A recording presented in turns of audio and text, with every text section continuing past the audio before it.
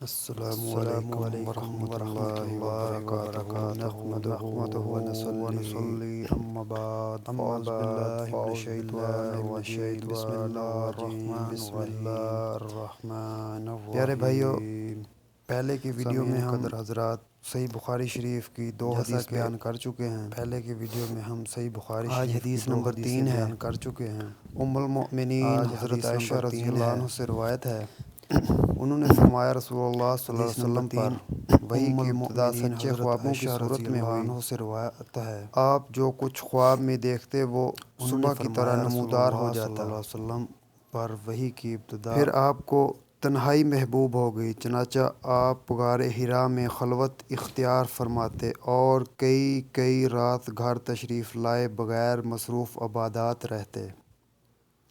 آپ کھانے پینے کا سامان گھر سے لے جا کر وہاں چند روز گزارتے، پھر حضرت خدیجہ رضی اللہ عنہ کے پاس واپس آتے اور تقریباً اتنے ہی دنوں کے لیے پھر توشہ لے جاتے، جہاں تک کہ ایک روز جب کہ آپ غار حرا میں تھے، یک آپ کے پاس حق آ گیا اور ایک فرشتے نے آ کر آپ سے کہا پڑھو۔ آپ نے فرمایا میں پڑھا ہوا نہیں ہوں۔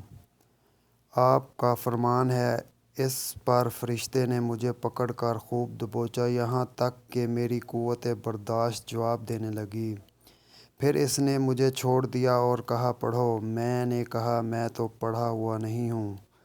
اس نے دوبارہ مجھے پکڑ کر دبوچا یہاں تک کہ میری قوت برداشت جواب دینے لگی، پھر چھوڑ کر کہا پڑھو۔ میں نے پھر کہا میں پڑھا ہوا نہیں ہوں۔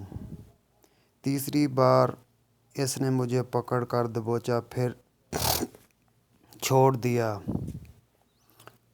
کر کہا پڑھو اپنے رب کے نام سے جس نے پیدا کیا، جس نے انسان کو خون کے لوتھڑے سے پیدا کیا۔ پڑھو اور تمہارا رب تو نہایت کریم ہے۔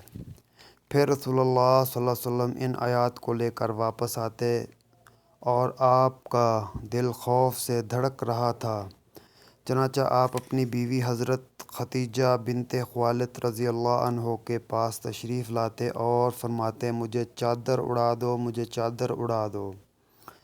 انہوں نے آپ کو چادر اڑا دی یہاں تک کہ آپ سے خوف زدگی کی کیفیت دور ہو گئی۔ پھر آپ نے حضرت خدیجہ کو واقعے کی اطلاع دیتے ہوئے فرمایا مجھے اپنی جان کا ڈر ہے۔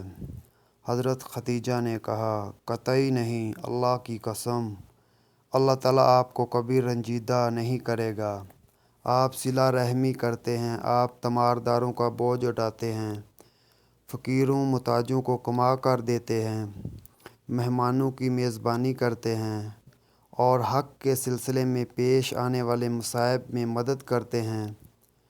پھر حضرت خدیجہ رضی اللہ عنہ رسول اللہ صلی اللہ علیہ وسلم کو ساتھ لے کر اپنے چچا زاد بھائی ورقہ بن نوفل بن اسد بن عبد بن عزیری کے پاس لے آئیں۔ ورقہ دور جہالت میں عیسائی ہو گئے تھے اور عبرانی زبان میں بھی لکھنا جانتے تھے، چنانچہ عبرانی زبان میں حسب توفیق الہی انجیل لکھتے تھے۔ اس وقت بہت بوڑھے اور نابینا ہو چکے تھے۔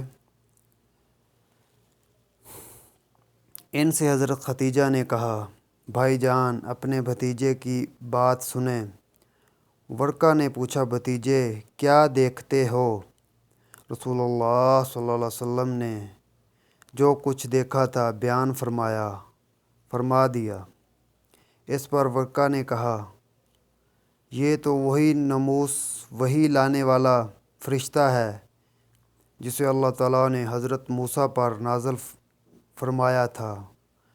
کاش میں آپ کے زمانہ نبوت میں ہوتا، کاش میں اس وقت تک زندہ رہوں۔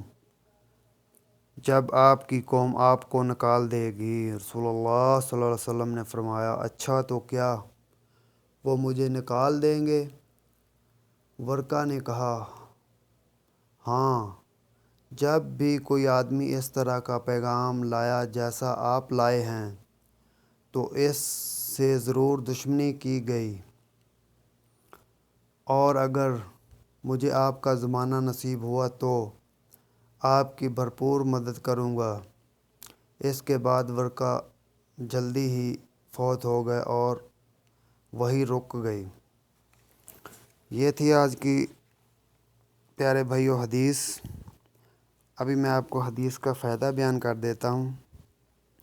وحی کے موقوف ہونے کے زمانے میں صرف نزول قرآن موقوف ہوا تھا، تاہم جبرائیل علیہ السلام رسول اللہ صلی اللہ علیہ وسلم سے رابطہ منقطع نہیں ہوا تھا۔ چنانچہ جب آپ موقوف وحی سے پریشان ہوتے تو جبرائیل علیہ السلام بارہا تسلی دی اور آپ کو نبی برحق ہونے کا